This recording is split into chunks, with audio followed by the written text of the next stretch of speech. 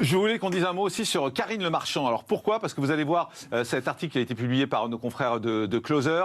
Le voici, cette fois c'est le bon. Karine Le Marchand s'agrogne fort après son interview vérité de Jordan Bardella. Karine Le Marchand qui est menacée sur les réseaux sociaux, tout simplement parce qu'elle reçoit Jordan Bardella. Alors c'est intéressant de savoir que dans cette saison, vous savez, c'est des saisons, il y a 4-5 émissions à chaque fois d'Ambition Intime. Elle reçoit quand même Gérald Darmanin, Sandrine Rousseau et également Fabien Roussel dans cette interview, dans ces interviews, mais c'est Jordan Bardella qui pose problème. Elle est menacée, elle est agressée, elle est insultée sur les réseaux sociaux. Quelques images avant d'écouter Karine Le Marchand.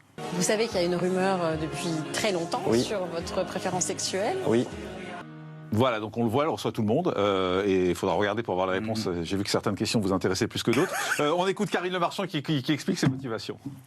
On n'a jamais su pour qui je votais et je pense avoir la même empathie avec quiconque. En fait, j'ai choisi ces 4 personnalités en fonction évidemment de l'impact qu'ils peuvent avoir politiquement depuis quelques années. Mais en fait, on a choisi avec la direction d'M6, on a fait la liste, on voulait un équilibre parfait entre quelqu'un du gouvernement, de gauche, de droite. Maintenant que c'est la 3e saison d'une Ambition Intime, c'est beaucoup moins difficile de les convaincre que pour la première parce qu'ils savent à quoi s'attendre. Ils disent oui très facilement, mais derrière, ils font de la rétention d'informations. On n'arrive pas à avoir les téléphones des proches, etc. Il faut batailler parce qu'en fait, ils ont très peur. Mais j'arrive quand même à mes fins. Tout commence par beaucoup de temps d'enquête avec notre rédaction, puisqu'on lit tout ce qui s'écrit sur les personnes, on regarde toutes les émissions depuis le début de leur carrière et on fait ce qu'on appelle une bible, un feuillet qui doit faire à peu près 150.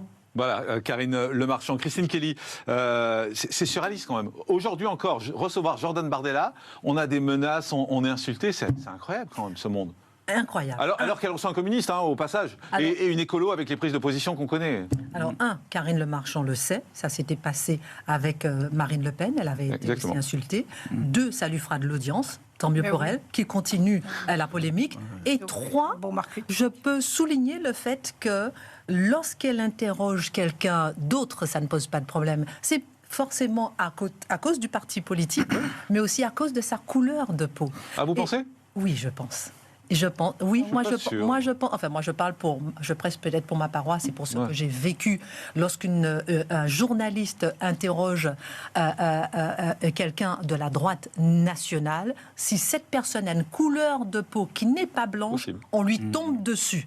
Moi j'ai vécu ça avec Éric Zemmour, lorsqu'Anaïs Bouton l'interrogeait en même temps que moi le mercredi, elle n'avait pas de menaces, moi j'avais des menaces. On me traitait de raciste alors que ce sont eux les racistes qui ne veulent pas qu'une femme noire interroge quelqu'un de la droite nationale. Et ça, il faut l'en dénoncer. On voit où sont les racistes. Julien Audoul, qu'est-ce que vous pensez de ce que vit Karine Le Marchand avec ses menaces ? Je trouve ça déplorable. Je rejoins totalement Christine Kelly sur son analyse. Effectivement, quand un ou une journaliste qui est, j'allais dire, dans la case de la gauche, parce qu'effectivement... On veut nous voler notre couleur de peau. Exactement. Pardon, mais c'est complètement... Dans la case de la gauche, effectivement, il y a un déchaînement de violence qui est supérieur parce qu'il y a une incompréhension et que ça fait bugger le logiciel de l'extrême gauche. C'est comme avec l'exemple, c'est ce que me de reprendre l'exemple de Mayotte, qui fait bugger totalement l'extrême gauche et qui nécessite aussi... Les Noirs à rester dans la musique et le... Exactement. En tout cas, Karine, elle tient bon et elle a bien raison, elle a bien fait de l'inviter.